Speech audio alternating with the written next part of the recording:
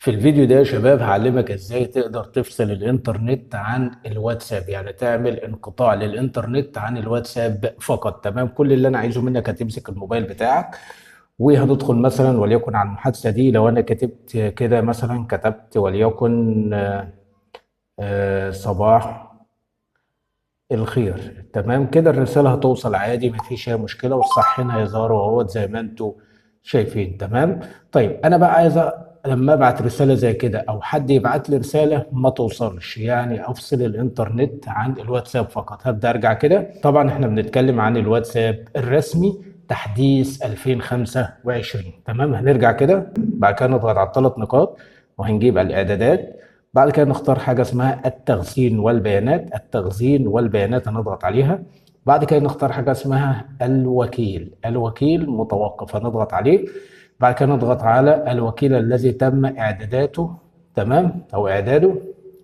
هنبدأ نيجي هنا في الخانة ديت وهنبدأ نكتب واحد دوت واحد دوت واحد دوت واحد. تمام، زي ما انتم شايفين اهوت اربع وحيد، واحد دوت واحد دوت واحد دوت واحد. تمام، وهنضغط على كلمه الصح. تمام، بعد ما ضغطنا على كلمه الصح هنرجع بالسهم ده كده. هتلاقي هنا بيقول لك غير متصل.